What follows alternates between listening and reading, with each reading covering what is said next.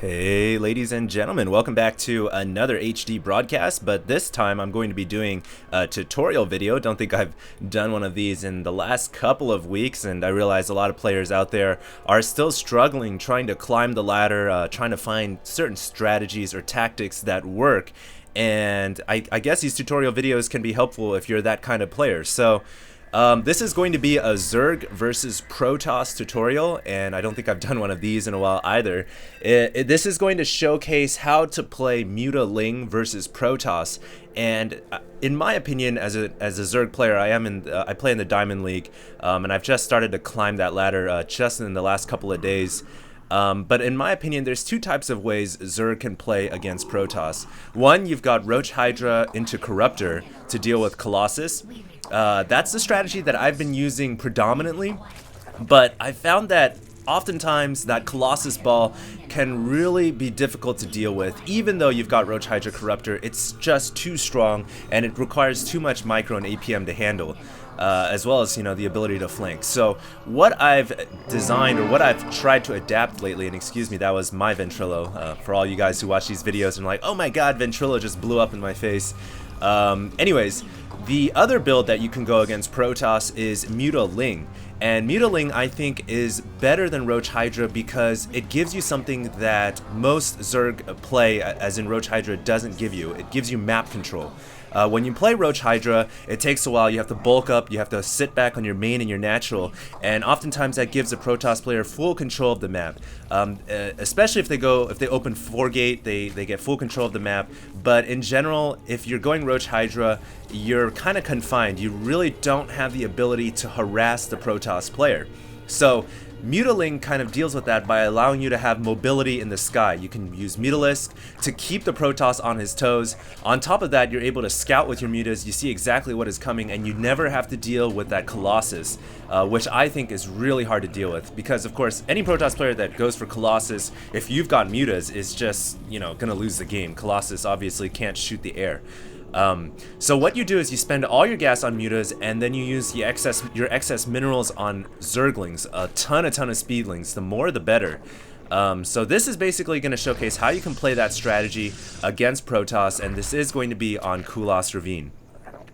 So you guys can see already getting my scouting drone inside the Protoss base. My typical standard opening now, I don't really go for that hatchery right away. What I'm doing here is 14 pull, 16 Overlord, 16 gas, I believe, or 15 gas right after that Overlord. And then I like to research speed, gain control of the ground with speedlings, and then get my hatchery down. And the reason for this is because a lot of times Protoss players will throw a pylon at your natural, and then that kind of screws up your build order anyways. So you get some speedlings out just to deal with any kind of 2-gate pressure. And you guys can see my opponent is going for 2-gate. So I am going to get some speedlings. I'm also going to plant down a spine crawler, because just pure speedlings can have a little bit of trouble against mass zealot. And you guys can see I'm just repositioning that crawler just so it can cover my gas as well. That typically is a great position to put your spine crawler inside your mineral line. It's able to reach any kind of zealots that try to get in. And you guys can see right here my opponent is a little bit out of position with 1 zealot and a probe, and 6 speedlings are going to be enough to deal with that. Now, this 2-gate pressure can be kind of stressful, so I guess this tutorial is going to teach you how to deal with 2-gate as well. A lot of Zerg players like to go Roaches when they see 2-gate, because 2-gate basically means a ton of Zealots, and Roaches are great against Zealots. But my strategy this game in the long run is to go MutaLing, so I don't want to divert from that. I'm just going to throw a Spine Crawler and use pure Zerglings and the Queen to deal with Zealots, and keep in mind my speed is on the way as well. So here we go, just keeping those Zealots away. Don't want them to be able to surround the Queen or do any kind of damage like that. And if the Zealots want to go into the mineral line, that's fine. I'll just pull my probes away, or my drones away, and get them in range with a spine crawler. And as well as this other Zealot to the south, you guys can see I just picked off 2. So with proper control and proper micro, you don't want to panic. You never want to overreact.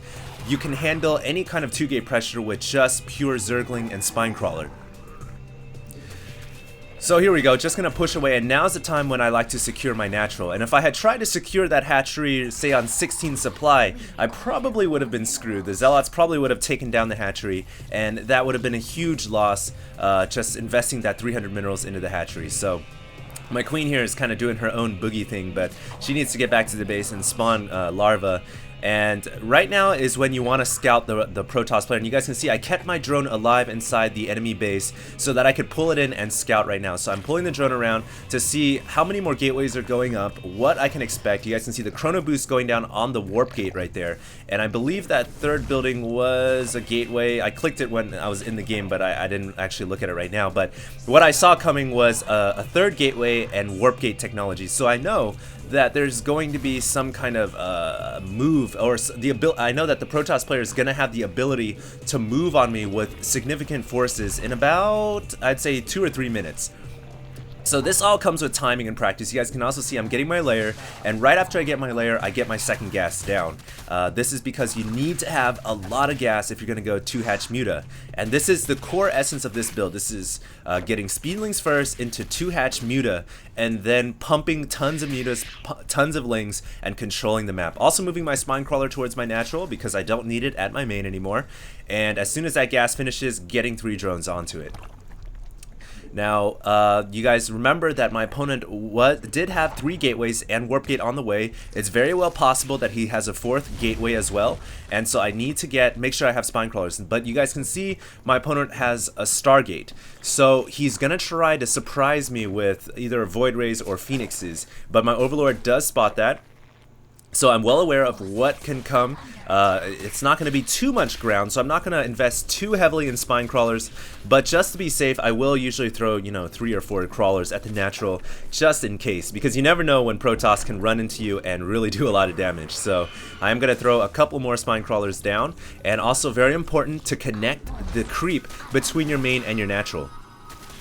During this time I was working on the rocks here, and the rocks have finally gone down, but too many zealots there to handle for my speedlings, so I'm going to pull them back, keep the forces alive, because if you throw in your speedlings and you lose all of them, then that's going to tell the Protoss player, oh great, time to push, time to kill the Zerg. So you always want to keep your forces alive. You guys can also see the Protoss player also went for a Nexus down, so now I really know that he's not going to have too many forces, but I've been in many sticky situations before, so I'm still going to throw down those spine crawlers just to be safe. And of course, during this entire time, continuing to pump drones, continuing to pump, save up your resources for mutas actually. As you guys can see, I'm actually supply blocked, but around the time when your spire is halfway done, that's when you want to save up all your minerals. You should have around 400 to 500 gas when your spire is halfway done, and at this point you want to save all your minerals so you can pump as many mutas as possible as soon as that spire finishes. So you guys can see I'm going to be lacking in a couple of hundred minerals here or there, and that's because I threw down a couple extra crawlers. I was a little overcautious here, but better safe than sorry, as I always say. And there goes the spire, so pumping as many mutas as I possibly can, making sure, of course, that I will have enough supply for the mutas as well. So when that spire was morphing, I did build extra overlords in anticipation of the increased supply space that I would need. And of course, continuing to spread that creep, and as well always spawning that larva. And there comes the mutas. And you guys can see my opponent also has his Void Ray out. So this is great timing, getting my mutas right when the Void Ray